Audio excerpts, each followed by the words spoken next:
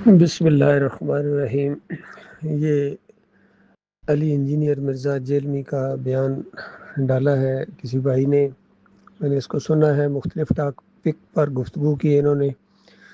پہلے ٹاپک میں یہ قربانی کے مسائل کے اوپر بہت اچھی معلومات انہوں نے دی ہیں، لیکن دوسرے ٹاپک میں ان کا پورا جو اندر ہے وہ گویا باہر آ گیا ہے، اور تعارف کرا رہے ہیں ایک دیوبندی عالم کا، اور دیوبندیوں کے عقائد سب کو پتہ ہے۔ عقائد علماء دیوبند اٹھا کر پڑھ لیجئے، یہیں آپ کو ملے گا۔ قبروں سے فیض حاصل ہوتا ہے، ان کے وسیلے سے دعا مانگیں تو قبول ہوتی ہے، اور نبی علیہ السلام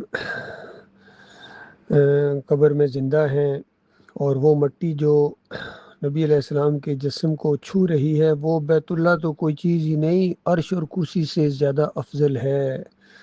اس طرح کے عقائد ہیں عقائد دیوبند کے اندر، دیوبندیوں کے عقیدے ہیں۔ پھر دیوبندیوں ہی کی ایک شاخ ہے تبلیغی جماعت فضائل اعمال، جنہوں نے لکھی ہے۔ پہلے تبلیغی نصاب اس کا نام ہوتا تھا، جب ان کے شرک کی نشاندہی کی گئی اور کہا گیا کہ یہ تو تبلیغی نصاب ہے آپ کا، یہ شرک تو آپ تبلیغ کرتے ہیں، پھر انہوں نے اس کا نام تبدیل کر کے فضائل اعمال رکھ دیا، جس کی بہت تعریف کرتے رہے یہ تقی عثمانی، طارق جمیل اور فضل الرحمان، اور کتنے ہیں اس کے ساتھ چمٹے ہوئے ہیں۔ کون سا شرک ہے جو اس کتاب کے اندر نہیں ہے؟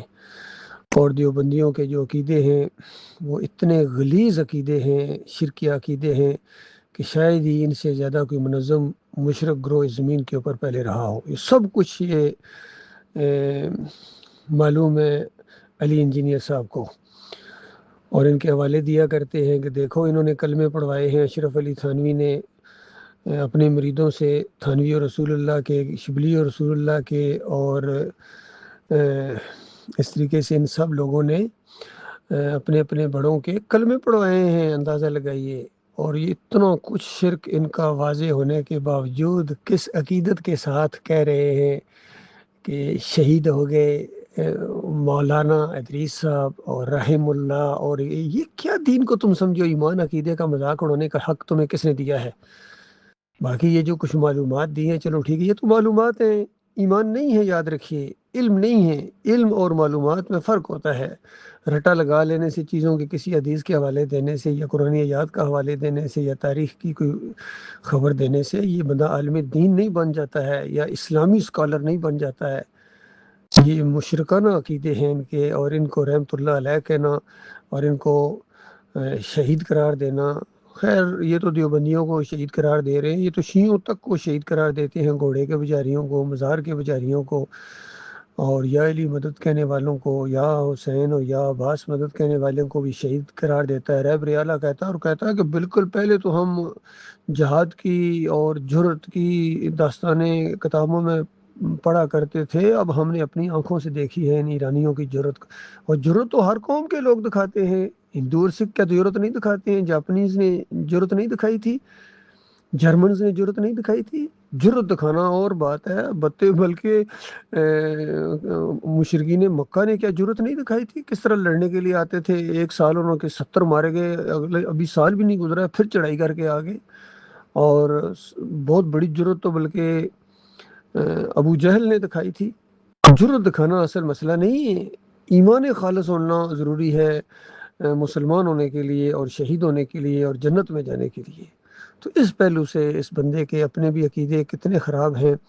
کہتے ہیں جنت میں اللہ تعالیٰ ہم سب کو چھوٹے چھوٹے اللہ بنا دے گا، منی گاڈ بنا دے گا۔ یہ علی انجینئر کا عقیدہ ہے، اس قدر اس کو اللہ بننے کا شوق ہے، چاہے چھوٹا سا ہی اللہ کیوں نہ بنا دے۔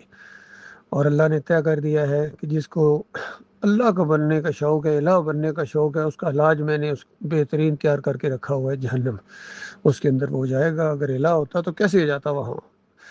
کہتے ہیں دلیل یہ ہے کہ دیکھو اللہ ہمیشہ رہے گا، ہم بھی جنت میں ہمیشہ رہیں گے، حضرت جی جہنمی بھی ہمیشہ رہیں گے، کیا وہ وہاں بھی چھوٹے چھوٹے اللہ ہوں گے؟ اگر زیادہ ہی اللہ بننے کا شوق ہے تو پھر جہنم میں چلے جانا اس عقیدے کے ساتھ۔ پھر کہتے ہیں دوسری دلیل یہ ہے کہ اللہ تعالیٰ جو چاہتا ہے ہو جاتا ہے، تو جنت میں ہم جو چاہیں گے ہو جایا کرے گا۔ اس طرح اس کی مت ماری گئی۔ حضرت جی جنت میں جاؤ گے تو جو چاہو گے ہوگا نا، اور جنت میں جو مومن جائیں گے وہ جو چاہیں گے اللہ ان کو دے گا سب کچھ، اللہ وہ سب کچھ کرے گا، وہ خود چھوٹے چھوٹے اللہ نہیں بن جائیں گے۔ اس طرح اس کی مت ماری ہوئی ہے ایمان عقیدے کے حوالے سے۔ پھر صحابہ کرام کتنے ہیں جنہوں نے تلواروں کے سائے کے نیچے زندگیاں بسر کی ہیں، یہ ان کے اوپر اپنی زبان، غلیظ زبان ایسی دراز کرتا ہے شیعوں کو خوش کرنے کے لیے اور اپنے نفس کو تسکین دینے کے لیے کہ عقل حیران ہے کہ کس طرح یہ بے خوف انسان ہے۔ پھر پکاروں کے معاملے میں جب اس سے سوال کیا گیا کہ یہ جو پکارنا کیسا ہے دوسروں کو، تو کہتا ہے پکارنے میں کوئی حرج نہیں ہے، صرف مدد نہیں کہنی ہے، یا علی مدد، مدد نہیں کہو تو یا علی یا حسین اس طرح پکارو، جھنڈا لگاؤ یا حسین کا کوئی مسئلہ نہیں ہے۔ اس طرح اس کی مت ماری گئی ہے۔ اور پھر اسی بیان کے اندر بار بار مولا علی کہہ رہا ہے، طارق جمیل کی طرح۔ اس کا مولا اللہ نہیں ہے، اس کا مولا علی ہے۔